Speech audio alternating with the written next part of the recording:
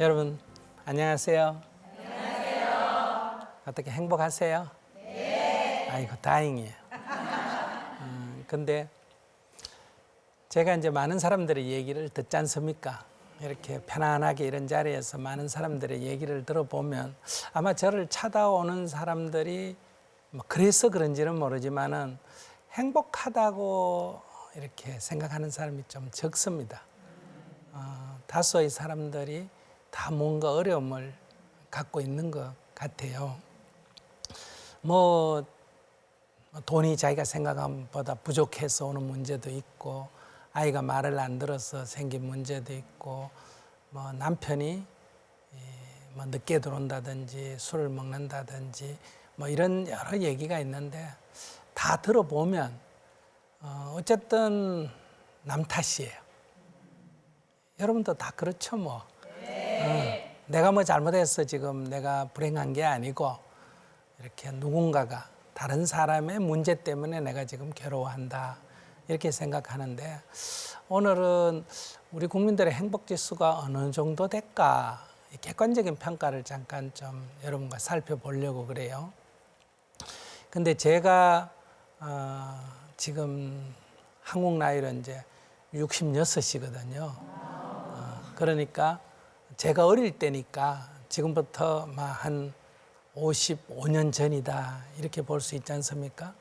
1960년 전후로 봤을 때 우리나라 국민 1인당 GNP가 100불이 채 안 됐습니다.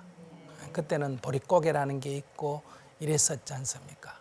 그런데 현재 우리나라의 이 1인당 GNP가 어느 정도 되느냐, 한 3만 불 가까이 됩니다. 예. 그러니까 지난 50년, 55년 만에 몇 배 올랐어요? 300배 늘어났지 않습니까? 그러니까 저는 제 어릴 때 본 것과 지금 본 것 사이에 이걸 다 지켜봤지 않습니까? 그러면 우리가 돈이 좀 있으면 더 행복할 거다 이렇게 그게 맞다면 지금 우리가 몇 배 행복해야 돼요? 50년 전 사람보다 300배. 그럼 여러분들 할머니 세대보다 300배 더 행복합니까? 300배는 고사하고 30배는 고사하고 3배는 더 행복하다고 생각하세요? 3배도 더 행복하다고 할 수 없을 거예요. 그러니까 이런 걸 보면 이제 이 물질적인 것이 삶의 필요는 하지만은 그것이 꼭 행복 지수하고 일치하지 않는다. 이걸 알 수가 있습니다. 그래서 오늘 이 수치를 한번 살펴보면요. 그것은 매년마다 조금씩 다른데요. 현재 우리 국가 GDP는 세계 11위에서 13위 사이를 왔다 갔다 합니다. 한 200여 개 나라 중에 이 정도면 굉장하지 않습니까? 그러면 이제 1인당 GDP는 얼마냐? 이건 한 28위에서 30위 사이 정도 됩니다. 역시 세계 상위권입니다. 그런데 행복지수가 어느 정도 되느냐? 이거는 58입니다. 똑 떨어집니다. 그런데 이제 국민 행복도라는 게 있어요. 행복지수라는 것은 이제 소득에다가 이 사회 보장에다가 환경 문제 이런 삶의 질을 이렇게 평가한 거고, 국민 행복도라는 것은 당신 행복합니까? 이렇게 물었을 때 본인이 느끼는 거예요. 이거는 세계 118이랍니다. 그러니까 엄청나게 떨어지죠. 그럼 도대체 한국 사람들은 어느 정도 행복하기 때문에 수치가 이렇게 나올까? 국민 행복도 점수가, 행복지수가 59점인데 100점 만점에 세계 평균이 71점이라 그러거든요. 그러니까 확실히 아래에 떨어진다고 볼 수가 있죠. 그러니까 이런 걸 보면 이 물질적인 어떤 부만 가지고 사람들이 행복하다고 말할 수가 없을 거 아닙니까? 그죠? 그러면 또 물질은 필요가 없다 이런 말할 수도 없습니다. 네. 그래서 이제 여러 가지 그 지수로 이렇게 통계낸 것을 보면 역시 북유럽 국가가 행복지수가 제일 높습니다. 그러니까 소득 수준도 높고 또 여러 가지 사회보장제도도 잘 갖춰져 있고 그다음에 정치적으로도 민주화돼 있고 이러고요. 행복도가 제일 높은 나라는 예를 든다면 부탄이라든지 이런 나라입니다. 그런 나라 사람들은 이렇게 본인 스스로 느낄 때 굉장히 이렇게 삶을 행복하게 사는 거예요. 이런 것은 꼭 물질하고 비교가 안 됩니다. 그 우리나라는 이렇게 1인당 이렇게 국민 소득이나 총괄 소득은 높지만은 우리 국민들이 느끼는 행복도는 매우 낮다 이렇게 볼 수 있죠.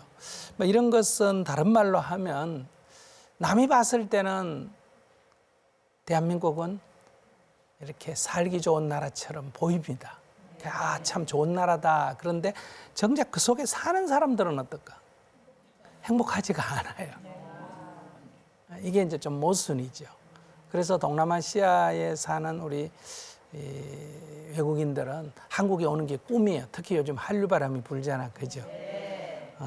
그래서 한국 사람은 행복할 거다 생각하는데 한국에 와서 보면 우리 한국 국민들이 느끼는 행복도는 자기 나라 사람보다 훨씬 더 낮게 나타나죠. 네. 그래서 우리가 이제 오늘 그러면 우리가 어떻게 하면 더 행복하게 살 수 있을까? 이 문제를 여러분과 좀 대화를 해보려고 하는 거거든요.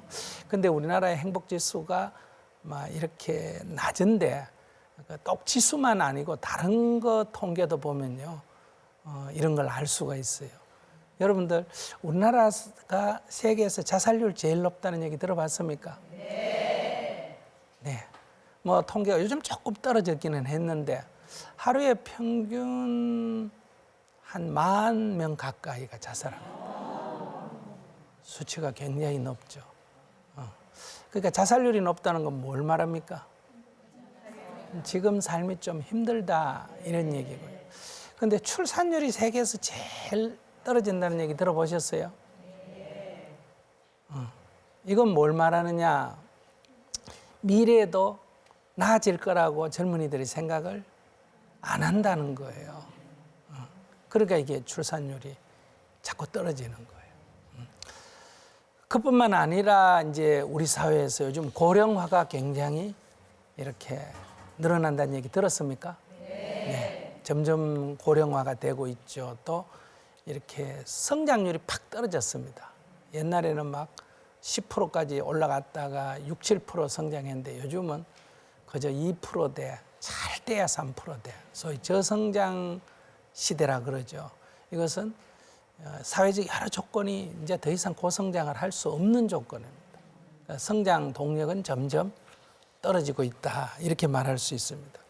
거기다가 요즘 개인 부채가 굉장히 늘어난다는 얘기 들어보셨어요? 네. 예.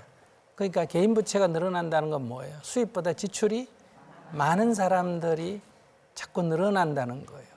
이런 것도 사람들의 삶을 굉장히 각박하게 한다.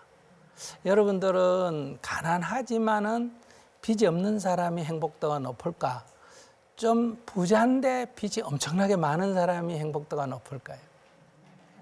가난하지만 빚이 없는 사람이 높겠죠. 네. 그러니까 지금 우리 사회에서 이 개인 부채가 점점 늘어난다는 것은 사람들의 삶이 힘든다. 이렇게 볼 수가 있습니다. 거기다가 이제 사람이 살아가는데 제일 중요한 게 이 안전이거든요. 네. 그러죠. 우리 인사에 아침 만날 때 옛날에 뭐라 그랬어요? 밥 먹었나? 이렇게 물어보잖아요. 이건 이제 배고플 때 얘기예요. 요즘 배고프지 않으니까 만나자마자 밥 먹었나? 이런 인사는 잘 안 하잖아요. 안녕하세요. 이렇게죠. 근데 역시 이제 고향 부모를 만나든 사람들을 만날 때 헤어질 때 어떻게 인사해요? 조심해서 가라 이렇게 인사하죠. 네. 뭐 차 조심해라, 사람 조심해라 이런 거는 굉장히 우리가 안전이 좀 안 좋았던 시대의 인사법이란 말이에요. 그런데 이 안전 중에서 가장 큰, 그러니까 불안정 중에 가장 큰 건 역시 전쟁의 위험입니다. 전쟁 상태에 있는 나라가 사람들이 행복할 수는 없잖아요. 네. 그런데 우리나라 요즘 전쟁의 위험도가 점점 높다는 얘기 들어보셨어요? 네. 그런데 별로 못 느끼는 것 같아요. 그래서 이 전쟁의 위험도가 점점 높아진다. 그러니까 남북 간의 갈등이 점점 높아서 혹시 전쟁할지도 모르겠다. 이런 것이 10년 전보다 높아졌다는 거예요. 그 다음에 이제 우리 주위를 둘러싸고 있는 나라, 소위 강대국. 그래서 우리는 이렇게 안보는 미국에 의지하고 경제는 중국과의 교류가 더 크죠. 그래서 미국과 중국과의 관계가 좋으면 우리는 안보도 튼튼하고 경제도 튼튼해지는데, 이 미국과 중국이 만약에 점점 사이가 벌어져서 우리 보고 어느 거 선택할래, 이런 문제가 닥치면 이제 안보를 선택하자니 경제가 어려워지고, 경제를 선택하면 국가가 위태로워지는 이런 문제가 생기면 곤란하겠죠. 그래서 옛날부터 고래 싸움에 새우 등 터진다 이런 얘기 있잖아, 그죠? 지금 그런 형국이에요. 우리 주위에 있는 이 미중이라고 하는 강대국에 갈수록 경쟁이 점점 치열해지고, 경쟁을 넘어서서 대립과 갈등 국면으로 점점 나아가고 있다. 이것도 우리의 여러 가지 어려움 가운데 지금 하나가 되어 있습니다. 여기에다가 이제 여러분들 요즘 4차 산업혁명 이런 얘기 들어보셨죠? 그러니까 미래 사회가 어떻게 될지 예측하기가 굉장히 어렵습니다. 만약에 여러분들이 한 200년 전에 태어났다 그러면 어떨까요? 할아버지가 살던 사회하고 아버지가 살던 사회하고 아들이 살던 사회가 비슷하겠죠. 네. 농사 짓고 뭐 사는 방식이 비슷하다 이거예요. 내가 태어나서 내가 죽을 때까지 내가 본 세상이 비슷하다. 내가 어릴 때 알았던 거하고 늙어서 알았을 때가 거의 비슷해요. 가치관에 혼란이 없다는 얘기예요. 그런데 지금은 빠른 속도로 바뀌지 않습니까? 뭐 어느 정도 빠르게 바뀌느냐 그러면요, 현재의 우리가 갖고 있는 직업 중에 앞으로 한 30년 정도 지나면 절반이 없어지고 또 없던 직업이 생기고 이렇다는 거예요. 그러면 이제 어떤 직업을 하나 가지면 자기 죽을 때까지 해야 되는데, 이게 그 직업이 없어져 버리면 이제 다른 직업을 가져야 되지 않습니까? 그러니까 도대체 어떤 세상으로 이렇게 갈 건지가 예측이 안 된다. 옛날에도 이렇게 우리가 지금까지 빠른 속도로 바뀌어 왔는데 그때는 예측이 됐어요. 왜?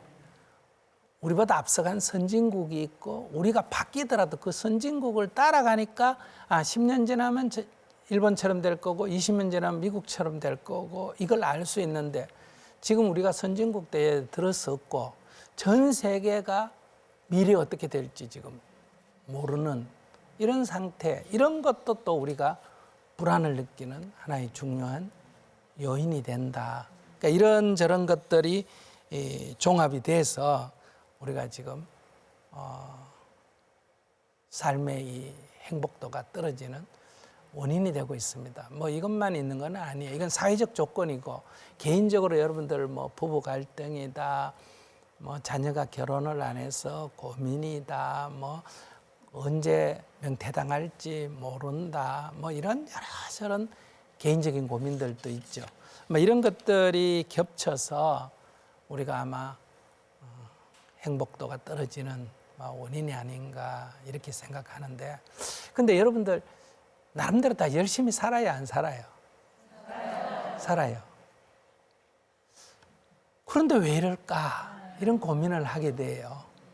왜 나만 이럴까? 이런 고민들을 하게 되는 거예요. 왜 우리 부부만 이럴까? 왜 우리 아이들만 이럴까? 내가 하는 사람만 이렇게 될까? 이러다 보니까 결국은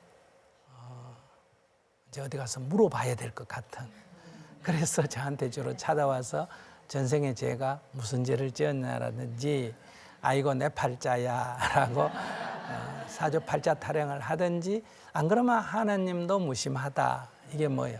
하늘이 나만 미워하나 보다, 이런 생각을 하게 되는 거예요. 속된 말로 하면 팔자 타령을 하게 된다. 운명이 정해져 있나? 노래 간다고 안 되나? 그럼 노래 갈 필요가 없지 않느냐? 이제 이런 의문이 드니까 이제 뭘 보는 집이 이렇게 과학 문명이 발달한 현대 사회에도 안 없어지는 거예요. 수요는 자꾸 생긴다, 이렇게 볼 수가 있습니다. 그러면 이제 그럼 사람들은 왜 이렇게 괴로울까, 이런 얘기예요. 이렇게 옛날 사람이 볼 때 우리가 괴로울 일이 별로 없을 거예요. 옛날 사람이 생각할 때 잘 사는 기준이 뭔지 알아요? 네. 그러니까 부자의 기준이 집은 기와집이에요. 밥은 밥새끼 쌀밥에, 흰밥. 국은 소고기 고기국. 국밥에.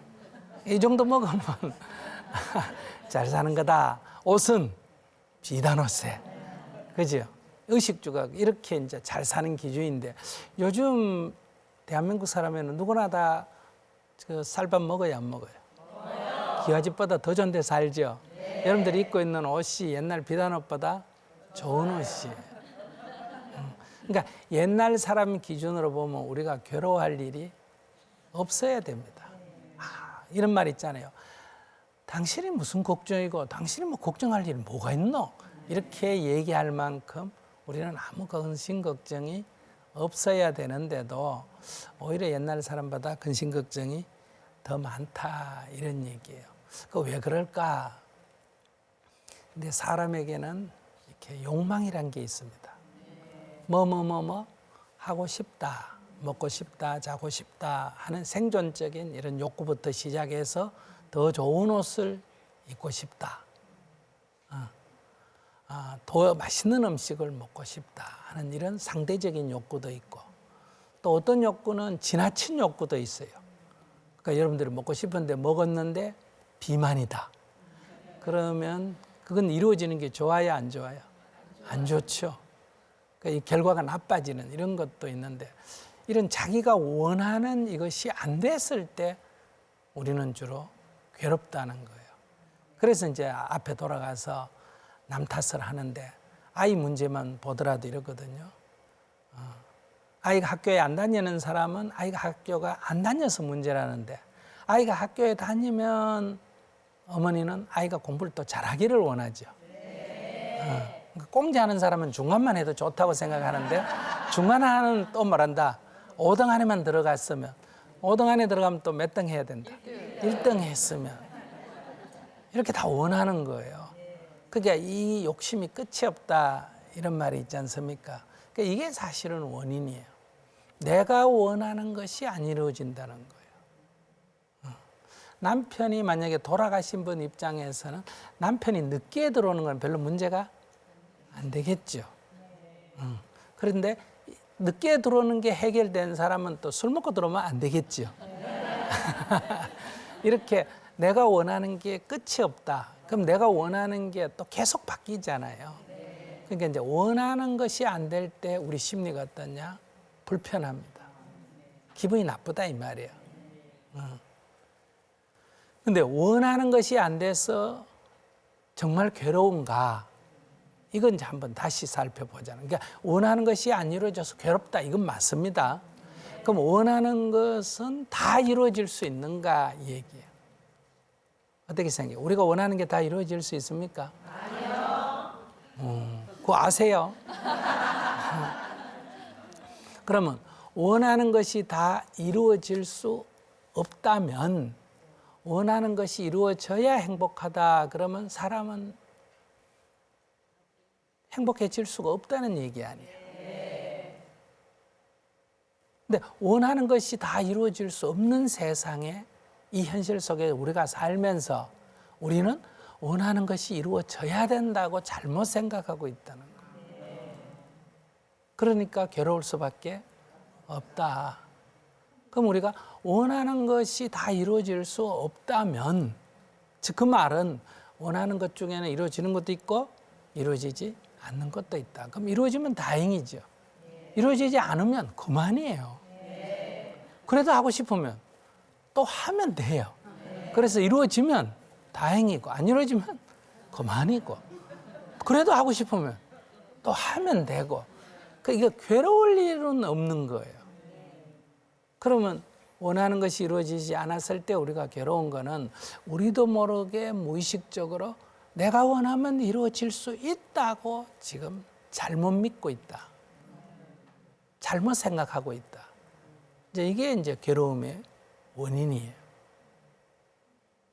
그 다음에 원하는 것이 이루어진다고 반드시 좋을까요?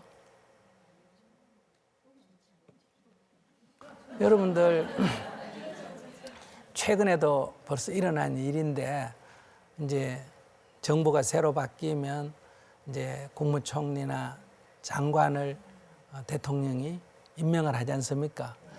그러면 그 전화 받으면 기분 좋을까요? 안 좋을까요? 좋겠죠. 근데 국회 청문회 하는 과정에 그 떨어지는 사람이 있어요, 없어요? 있어요. 근데 그 떨어지기만 하는 거요, 망신 사는 거예요. 그럼 그 사람은 그 추천 받는 게 좋은 일이었어요, 나쁜 일이었어요? 나쁜 일이었어요.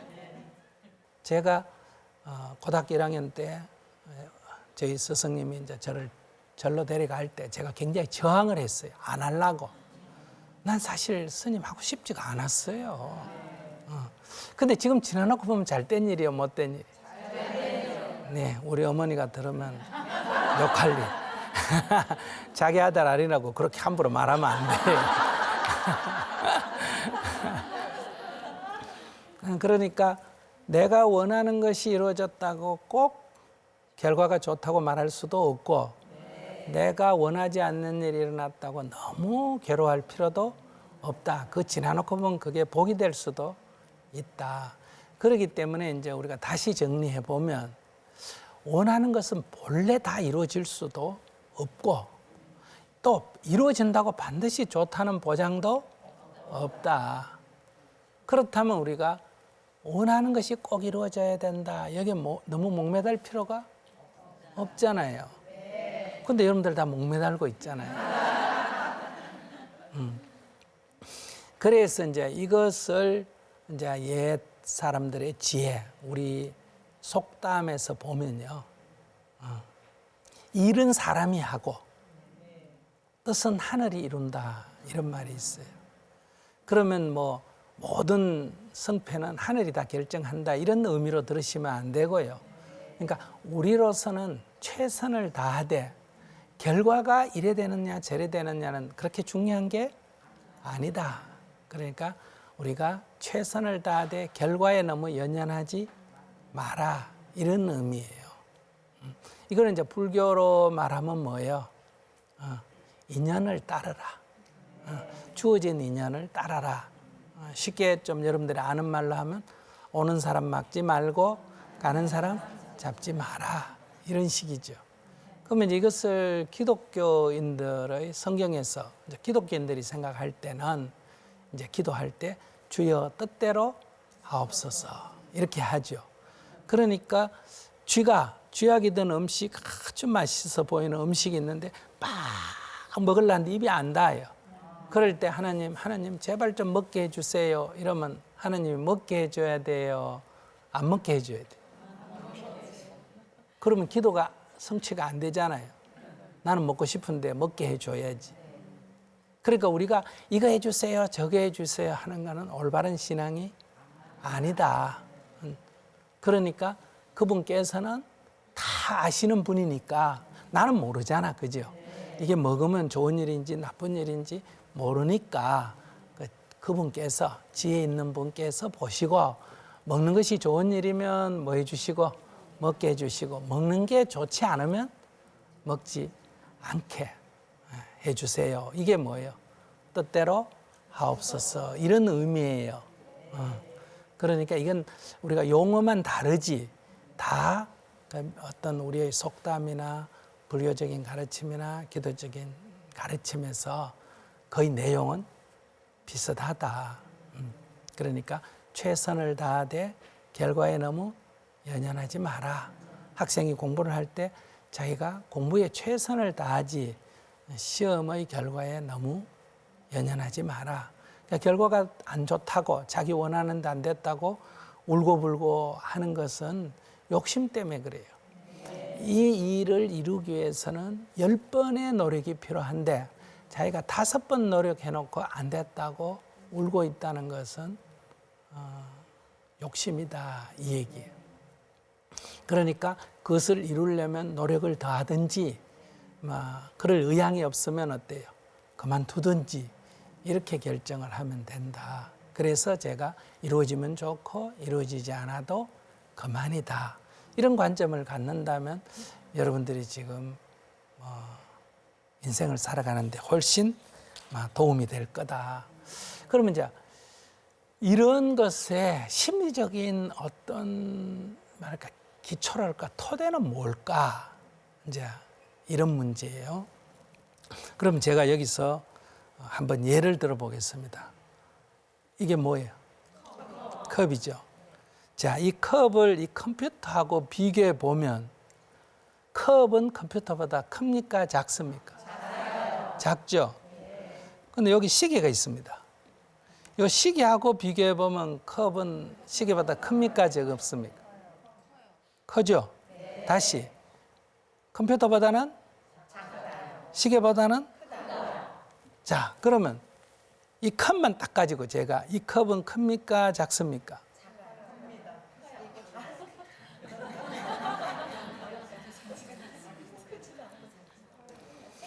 자, 이럴 때 이제 이 컵이 크다 작다고 우리가 얘기할 때는 나도 모르게 이 컵이 작으니까 내가 작다고 인식을 했다. 이 컵은 크니까 내가 크다고 인식을 했다.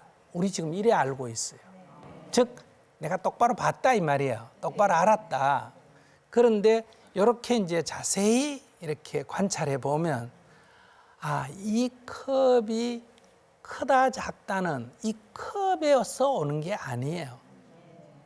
이 컵이 놓인 조건에서 내가 인식을 할 때 이렇게 비교돼서 인식을 할 때는 작게 인식이 되고 이렇게 비교돼서 인식할 때는 어떻게 인식이 된다?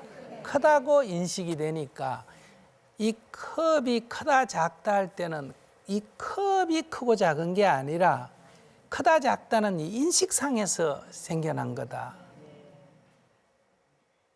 어느 정도 이해가 되세요? 네. 이것만 알면 굉장한 일이에요. 그러면 이제 이 컵이 크냐 작으냐 그러면 이 컵은 큰 것도 아니고 작은 것도 아니다. 이렇게 대답할 수가 있어요. 그러니까 묻는 사람의 언어를 빌려서 설명하는 거예요. 묻는 사람이 크냐 작으냐니까 큰 것도 아니고 작은 것도 아니다. 묻는 사람이 만약에 새 것냐 한 것냐 그러면 역시 뭐라 그래야 된다. 한 것도 아니고 새 것도 아니다. 무겁냐 가볍냐 그래도 무거운 것도 아니고 가벼운 것도 아니다. 이 컵 자체는 그렇다는 거예요. 이걸 이제 다른 말로 하면 다만 그것일 뿐이다. 이것을 이제 철학적인 용어로 하면 뭐다? 공이다. 공이라는 건 없다는 뜻이 아니에요. 이해되시죠? 공이다 이러는 거예요. 이제 그러니까 이 컵이 우리는 커서 크다고 인식하고 작아서 작다고 인식하는 줄 착각하는 거예요. 이 컵 존재 자체는 큰 것도 아니고 작은 것도 아니에요. 다만 그것일 뿐인데 우리가 인식을 할 때 이랬던 상황에서 인식을 할 때 이 조건에 따라서 크다고 인식되기도 하고 작다고 인식되기도 하는 거예요. 그러면 여러분들 남편이 좋은 사람이다 나쁜 사람이다 이것도 남편 문제예요. 내가 인식상의 문제. 이야 굉장하다. 그래서 이제 우리 아이가 꼴찌한다. 선생님 우리 아이 꼴찌해요. 이럴 때는 이 어머니는 등수를 보고 인식을 하죠. 근데 저는 인식을 다르게 하는 거예요. 그래도 학교는 다니네 이렇게 인식이 되는 거예요. 이해되세요?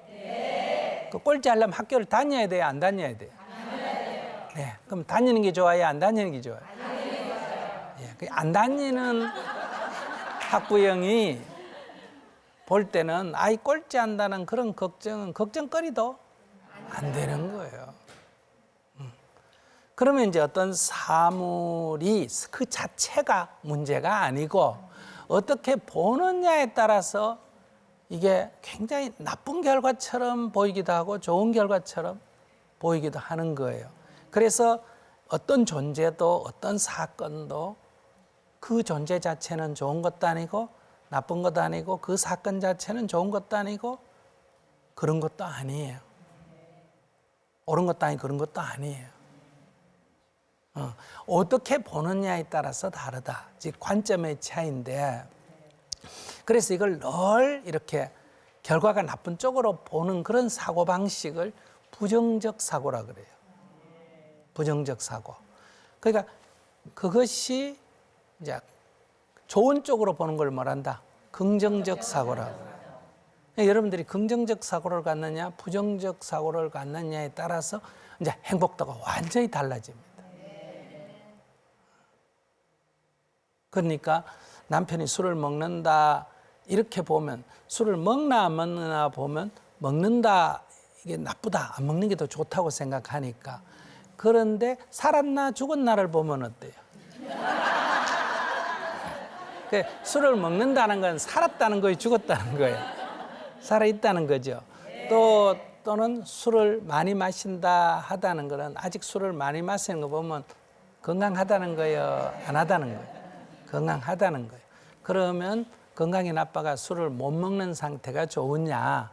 술은 먹는 거는 내가 원하는 만큼은 안 되지만은 그래도 아직 먹을 건강이 있다는 게 좋은 거냐? 그러니까 어떻게 보느냐에 따라서 이게 달라진다. 이해되세요? 네. 그러면 이제 우리가 어떻게 해야 될까요? 사물을 긍정적으로 봐야 될까요? 부정적으로 봐야 돼요? 긍정적으로 봐야 돼요. 그러니까 우리 심리가 어떻게 움직이나 하는 거를, 이거는 종교와 관계없습니다. 이렇게 자기 스스로 관찰해 보면 알 수 있어요. 예를 들어서 도대체 남편 하는 행동이 내가 이해가 안 돼요. 말도 이해가 안 돼. 그러면 이해가 안 된다 이 말은 남편이 문제라는 말 아니에요. 근데 이게 남편이 문제일까?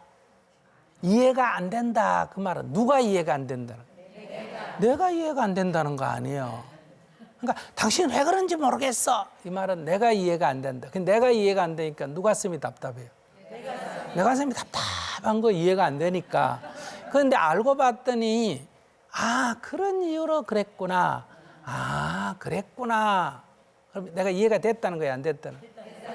되니까 누구 가슴이 시원해요? 내 가슴이요. 그러면 내가 남편을 이해 못하면 누가 괴로워지고, 내가 괴로워지고, 내가 남편을 이해하면 누가 좋아진다? 내가 좋아지는 거예요. 근데 우리는 남편이 나를 이해해주면 내가 좋고, 남편이 나를 이해 못하면 내가 괴롭다 이렇게 생각하잖아요. 우리 남편은 도대체 나를 이해 못해준다 이렇게 말하잖아요. 근데 그건 사실이 아니에요. 지금 내가 그런 남편을 이해 못하는 거예요. 그러니까 내가 괴로운 거예요. 여기 꽃이 있지 않습니까? 여러분들이 야, 꽃 예쁘다 이렇게 꽃을 바라보면 지금 꽃이 좋을까요? 내가 좋을까요? 꽃이 안 좋고? 그러면 아이고 우리 남편 훌륭하다 그러면 남편이 좋을까? 내가 좋을까?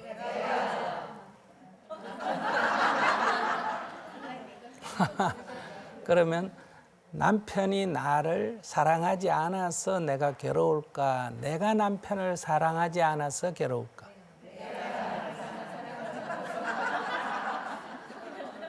이거 이제 그렇게 대답해놓고 오늘 집에 가서 어떡하려고 그래? 그래서 이런저런 이유를 대고 내가 당신을 사랑하지 못하겠다 하니까 누가 괴로워진다? 내가 괴로워지고, 이런저런 조건 속에서도 나는 당신을 사랑합니다 하면 누가 좋아진다고? 내가 좋아진다. 그러니까 아무 대답 없는 설악산도 내가 설악산을 좋아하면 누가 기분이 좋다? 내가 기분이 좋고, 내가 바다를 보고 좋아하면 내가 좋은 거예요. 좀 반성되는 눈치인가 모르겠어요. 이거는 심리가 그렇게 움직인다는 거예요. 우리 심리가 그렇게 움직인다. 이 뇌가 그렇게 되도록 장치되어 있는 거예요. 근데 지금 이런 원리를 여러분들이 모르기 때문에 여러분들은 이걸 거꾸로 산다. 그러니까 잘못 생각하고 있는 거예요. 이 잘못 생각하는 게 무지라 그래요. 그러니까 무지 때문에 우리가 지금 괴롭다 이렇게 말할 수가 있어요. 무지라는 건 뭐 세상에 온갖 걸 모른다 그런 게 아니라 이치에 어둡다. 그러니까 마음이 어떻게 작용하느냐 이런 이치에 자신이 어둡다 이런 얘기예요. 이렇게 되니까 결국은 우리는 이렇게 사랑받지 못해서 괴롭다, 섭섭하다, 이해받지 못해서 답답하다, 도움받지 못해서 불만이다. 이렇게 지금 잘못 생각하고 있는 거예요. 그러니까 실제로는 뭐 하지 않기 때문에, 사랑하지 않기 때문에 괴롭고 이해하지 못하기 때문에 내가 답답해지고 내가 베풀지 못하기 때문에 도움 주지 못하기 때문에 일어나는 일이에요. 그래서 이제 기독교에도 있고 각 종교에도 있지만은 어떻게 하라? 사랑받기보다는 뭐 하라고 한다? 사랑하라. 그죠? 이해받기보다는 뭐 하라? 이해하라. 도움받기보다는 도움을 주라 하는 건 너무 성인 같은 소리만 하는 거 아닌가 이렇게 생각하는데 그렇지 않습니다. 그렇게 하는 게 누구한테 좋다? 나한테 좋다는 거예요. 예수님이나 부처님이나 공자님이 왜 나한테 손해날 짓을 하라고 가르쳤겠어요? 그분들은 어떻게 하면 진짜 이게 당신한테 이익이 되느냐 하는 거를 깨우쳐 주신 분이단 말이에요. 그러니까 그 가르침은 먼 곳에 있는 게 아니에요.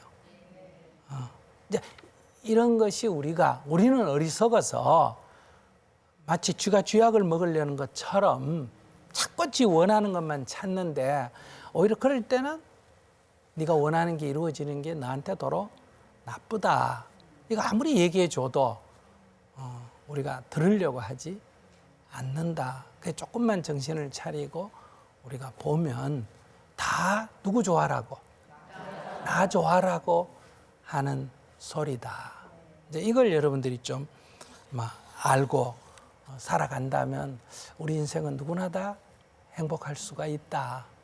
누구나 다 어떤 조건에 처한 사람이든 어릴 때 가난하게 자랐든 부모 없이 자랐든 어떤 조건에서 자랐든 행복할 수가 있고 어떤 상황에 처하든 우리는 지금보다 더 행복할 수가 있다. 그래서 여기서 중요한 거는 이제 조건도 물론 개선이 돼야 됩니다. 밥 못 먹는 것보다는 먹는 게 낫잖아. 그죠? 근데 그것도 반드시 낫다고 할 수는 없어요. 두 그릇 먹는 것보다는 한 그릇 먹는 게 나아요. 두 그릇 먹는 게 나은 게 아니에요. 그럼 비만이 됩니다. 그렇기 때문에 우리가 이런 이제 우리 심리의 어떤 작용들을 여러분들이 좀 이해하시면 여러분들이 각자 가진 종교도 그렇게 막 뭘 자기 원하는 대로 이루어지면 갚이 받았다, 은혜 받았다 이러는데 그렇지가 않다. 그게 화근이 될 수가 있다. 그래서 우리가 항상 겸손해야 된다고 할 수 있습니다. 자, 그런데 옛날에는 봉건 시대에는 사람들이 제일 추구하는 게 뭐였다고 생각해요? 출세입니다. 출세. 근데 이제 이 자본주의 시대에 들어오면 사람들이 제일 추구하는 게 부자예요, 부자. 그러니까 만약에 조선시대에 태어났다면 과거급제가 무슨 관료가 되는 거 이게 추구하지 이 부자를 추구한 건 아니었어요. 부자도 되면 좋지만은 그 신분이 낮은 사람도 부자는 있었어요, 없었어요? 있었어요. 그러니까 부자보다는 다 부자도 좋고 다 좋지만은 신분이 높아지는 것을 제일 추구했습니다. 권력지향적이었다. 그러면 자본주의 시대에는 뭐 지위 높은 것보다는 그것도 필요는 하지만 뭘 더 중요시한다? 돈이 많은 것을 더 지금 중요시해요, 여러분들이. 그런데 이제 미래 사회 가면 이게 달라집니다. 아까도 말씀드렸지만 누구나 다 먹을 수 있고 누구나 다 잘집이 있고 누구나 다 차를 타고 있고 그래서 여러분들이 지금 입고 있는데 여기 오신 분들이 생활 수준이 조금씩 다를 텐데도 옷이 다 비슷비슷해야 안 해요? 비슷비슷해요. 요즘은 아주 재벌집 아들도 청바지 입고 다녀야 안 다녀요? 다니고 운동화 신고 다니고 이게 이 차이가 별로 없어져요. 그러니까 삶의 질이 이렇게 이 물질적으로는 비슷해지는 거예요. 그럼 여러분께 하나 물어봅시다. 연봉 3천만 원에 행복하게 사는 게 좋겠어요? 연봉 5천만 원에 불행하게 사는 게 좋겠어요? 진짜 그럴까? 옛날 같으면 가난할 때는 우선 돈이 많은 게 중요하지 뭐 가족 관계가 어때는 이런 거 별로 중요 안 하다 생각했어요. 근데 지금은 안 그래요. 그래서 이제 지식 정보 사회, 우리가 지금 말하는 미래 사회에 갈수록 가장 중요한 삶의 가치가 뭐가 된다? 행복이 되는 거. 행복한가 이게 중요해요. 그래서 이제 어떤 잘 사는 나라의 기준을 물질로 주로 GNP, GDP, 뭐 GNI 이게 다 물질 지수거든요. 그 이거 갖고 안 된다. 이제는 행복 지수를 가지고 평가해야 된다. 이래서 이제 아까 서두에 말씀드렸던 행복 지수라는 게 나오게 된 거예요. 그런데 우리가 국민적으로 보면 이제 물질 지수는 높아졌는데 행복 지수가 지금 안 높아지고 있잖아, 그죠? 그래서 우리가 앞으로 정부도 그렇고 우리 국민운동도 어떻게 하면 우리 국민들의 행복 지수를 높이느냐, 이제 이게 굉장히 중요한 거예요. 그럼 이제 또 다시 제가 물어보죠. 어떻게 하면 행복해질까? 이러는데 제가 이걸 물어보면 여러분들 한번 대답해 보세요. 어떤 게 건강한 거예요? 100m 달리기를 14초에 뛰어야 되고 턱걸이를 50번 해야 되고 이게 건강의 지표입니까? 그러면 어떤 게 건강한 거예요? 안 아픈 거지. 맞습니까? 네. 어떤 게 건강하냐? 안 아픈 거요.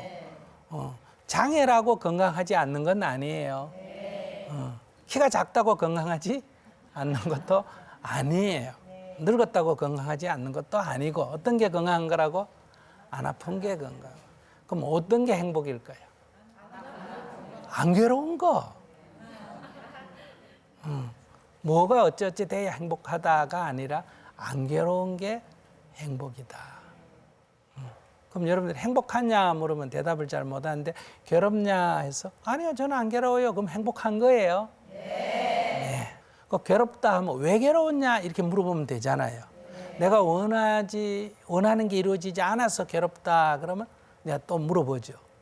원하는 것이 이루어지지 않는데 왜 괴로웠냐? 원하는 게 다 이루어질 수 있느냐? 이루어진다 꼭 좋은 거냐? 이렇게 따져보면 원하는 것이 이루어지지 않는다고 괴로울 이유가 없어요. 그러니까 형님한테, 동생한테, 형제한테 돈 빌려주고 못 받았다.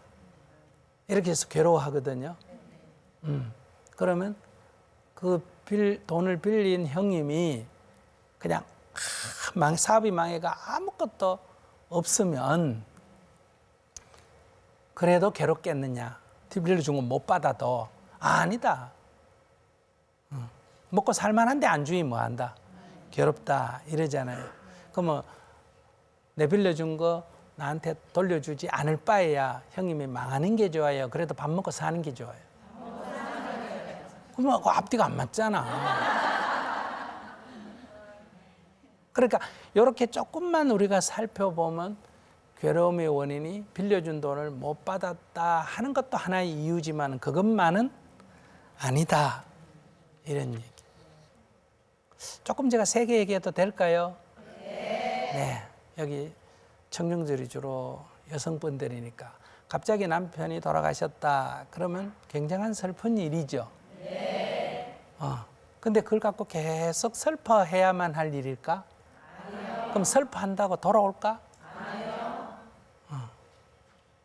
그러니까 돌아가신 거는 안 돌아가신 것보다 못한 일이지만은 그렇다고 그것이 반드시 내가 불행해야 할 일은 아니다. 그동안 혼자 살고 싶으면 이제 혼자 살게 돼서 다행이고 혼자 사는 게 외로우면 뭐 하면 된다? 재혼을 하면 되는 거고 그러니까 혼자 사는 거는 스님도 늘 혼자 살아도 이렇게 잘 살잖아요. 그러니까 평생 혼자 사는 사람도 있는데 그거 지금까지 살다가 앞으로 남은 인생만 혼자 사는데 그게 뭐가 어렵겠어요. 또 결혼 한 번 더 하면 이제 술 먹는 남편 아닌 딴 남편 구하면 되는 거고. 그러니까 기회가 더 생겼잖아요. 그러니까 이 말은 앞에서 긍정적 사고예요. 그러니까 죽은 게 잘 됐다 이 말이 아니라 이건 이미 현실이라는 거예요. 이건 현실이면 현실을 받아들여서 볼 때 이게 꼭 불행은 아니다. 우리가 다시 보면 또 다른 길이 있게 마련이다. 이런 얘기. 내가 슬퍼하는 것이 죽은 남편한테, 돌아가신 남편한테 도움이 될까요? 자식한테 도움이 될까요? 나한테 도움이 될까요? 그럼 사회에 도움이 될까? 그런데 우리는 왜 계속 슬퍼만 하고 있을까 이거예요. 근데 그거 슬퍼 안 하면 또 이상한 사람처럼 본다 그러는데 그렇지 않습니다. 그래서 우리가 이제 이렇게 상식적으로 일반적으로는 그래서 불행하다고 말할 수 있지만 조금만 깊이 들어가서 보면 그것이 꼭 불행해야 할 이유는 없다. 이런 것들을 우리가 찾아보면 지금보다는 훨씬 더 행복할 수가 있다. 그러면 이제 앞으로 돌아갔어요. 우리나라 국민들의 행복 지수가 낮다 그랬잖아요.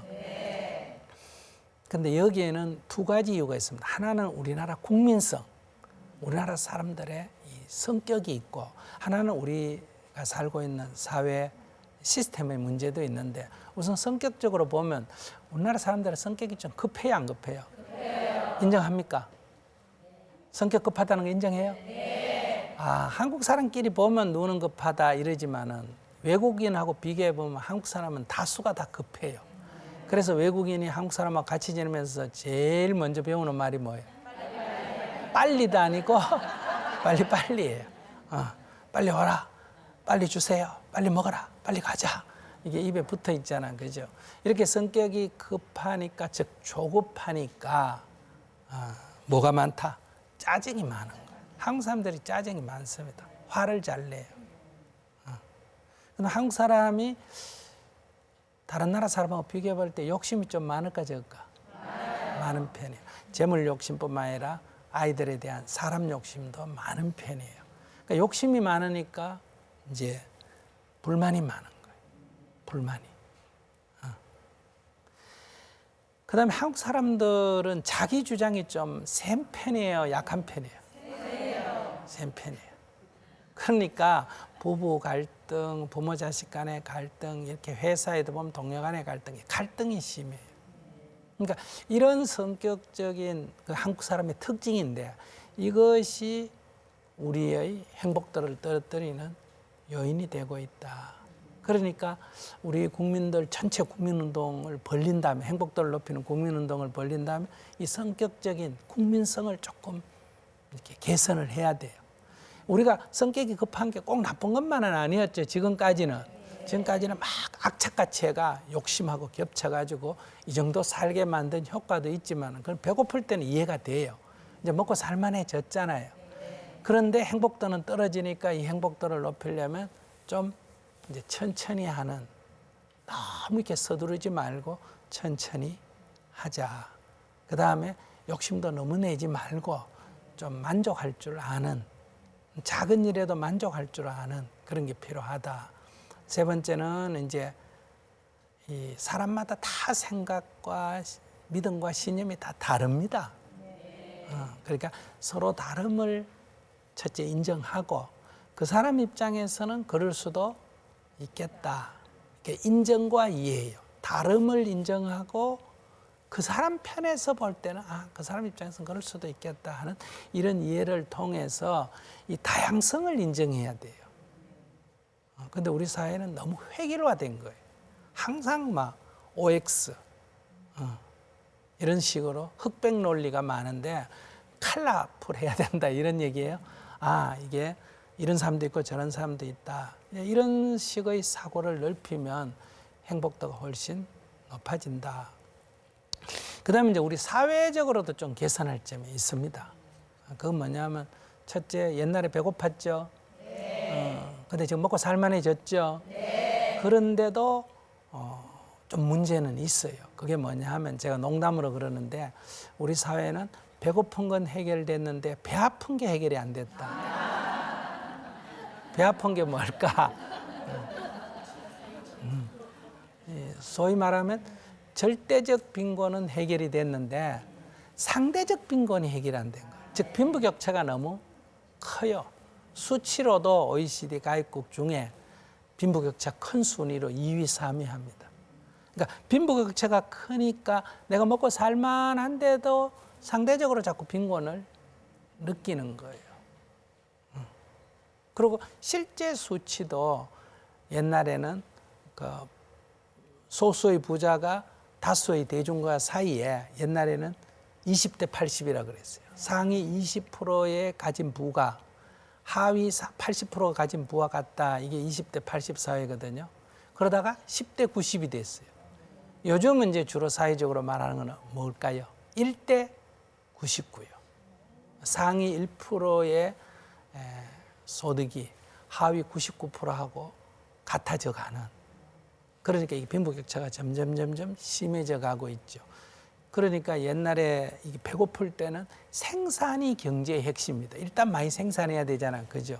근데 지금은 이제 생산이 문제가 아니고 이것을 어떻게 좀 차이가 적도록 분배할 거냐. 그러니까 경제의 핵심은 생산과 분배인데 옛날에는 생산이 더 주요한 가치였다면 지금은 뭐가 더 중요하다? 분배가 더 중요하다. 그러니까 많이 생산한다고 모든 사람에게 부가 돌아오는 것은 아니에요. 이게 한쪽으로 몰리니까. 그래서 이걸 좀 완화시키는 게 필요하다. 똑같다는 게 아니에요. 좀 완화시키는 게 필요하다. 그래서 이 불평등도가 너무 심한 것이 우리의 이 사회적 조건, 우리가 행복도가 떨어지는 하나의 사회적 조건이 된다. 그다음에 우리의 사회가 민주화가 많이 이루어졌잖아. 그죠? 그럼에도 불구하고 아직 갑질하는 문화가 많습니다. 이해되세요? 갑질한다는 게 뭐예요? 민주적으로 절차에 의해서 해결을 안 하고 어떤 특정한 권력에 의해서 이렇게 부당하게 해결되는 게 많이 있다는 거예요. 그런 면을 뭐라냐 하면 우리가 이 자유민주주의 사회니까 모든 걸 다 경쟁을 통해서 하지 않습니까? 그러니까 경쟁을 할 때는 기회가 다 똑같이 주어져야 되겠죠. 경쟁할 때는 경쟁이 공정해야 되잖아요. 그다음에 이제 그 결과는 분배를 공평하게 해야 됩니다. 그런데 이 경쟁이 불공정해지면 어떠냐? 패자가 승복을 안 하게 되고 불만을 갖게 됩니다. 그래서 사회가 시끄러워지고 자꾸 행복도가 떨어지죠.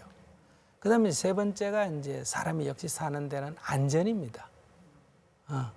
그러니까 우리가 아무리 재산이 많고 그다음에 이렇게 평등하다 하더라도 길 밖에 나가서 이렇게 사고가 날 위험이 많으면 행복하다고 할 수 없잖아요. 그죠?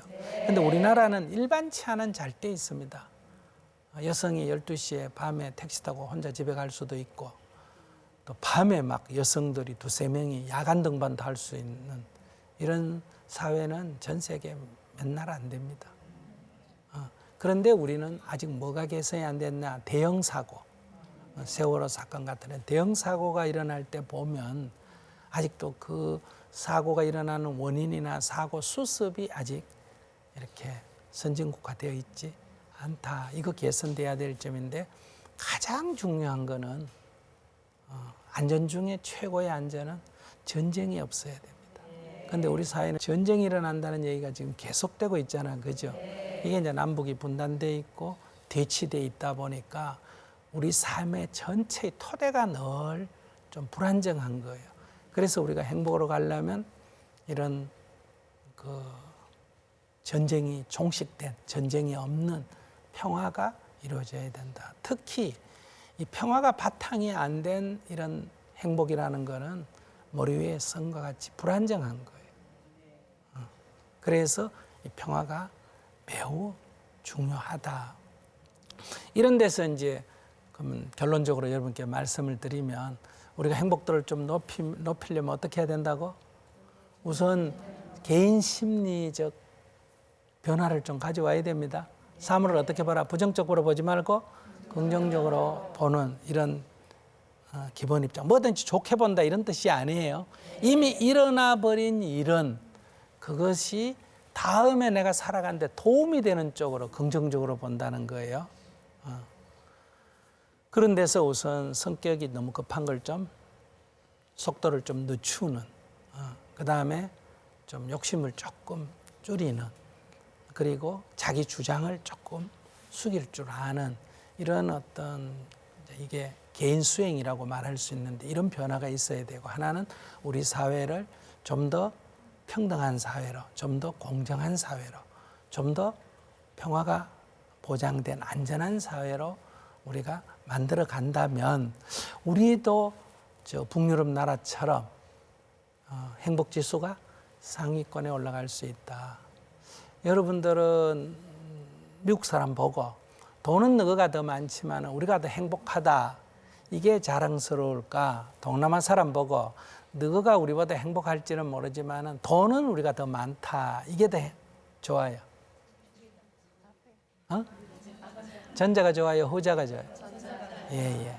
그래서 우리의 이 행복 지수를 아무리 못해도 1인당 GDP가 세계 30이라니까 우리가 행복 지수가 30위 안으로 들어가야 되겠죠? 네. 국가 GDP가 11, 12위 이런다니까 행복 지수가 10위권 안에 들어가야 돼요. 그렇게 되면 어떠냐? 대한민국은 좋은 나라다. 남이 볼 때 좋은 나라다가 아니라 그 안에 사는 사람들이 뭐다? 살고 싶은 나라가 돼야 돼. 구경하는데 좋은 나라 되는 게 좋아요? 살고 싶은 나라가 되는 게 좋아요? 그래서 이 지구상에서 조금 아직 미비한 게 있지만 그래도 나는 한국에 가서 살고 싶다. 이런 나라를 우리가 만들어 나가자. 그래서 여러분도 신년에는 조금 더 자기 행복 지수를 좀 높이는 그런 삶을 살았으면 좋겠다. 그렇게 행복하게 사십시오. 네. 뭐 제가 아무래도 스님이니까 부처님 말씀 한마디 해야 되겠죠. 네. 기분 나빠요? 부처님께서 이렇게 말씀하셨어요. 행복도 내가 만드는 것이네. 불행도 내가 만드는 것이네. 진실로 그 행복과 불행 다른 사람이 만드는 것 아니네. 근데 여러분들이 지금 다른 사람 만든다 그러잖아요. 내가 만든다. 그러면 내가 이 말씀처럼 나의 행복을 내가 만든다면 내가 사물을 어떻게 봐라? 긍정적으로 봐라. 아시겠죠? 네. 그렇게 해서 나날이 행복하게 사시기 바랍니다. 감사합니다.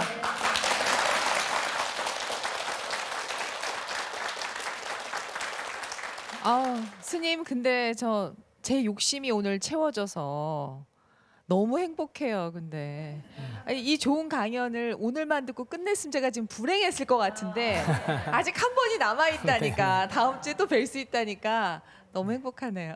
감사합니다. 새해 벽두에 너무 좋은 말씀 해주신 게 올 한 해를 살아가는데 아주 든든한 자산이 된 것 같아서 좋습니다. 다음 이 시간에 한 번 더 뵐 생각을 하니까 더 행복하고요. 예, 법륜 스님께 큰 박수 부탁드립니다. 감사합니다. 감사합니다.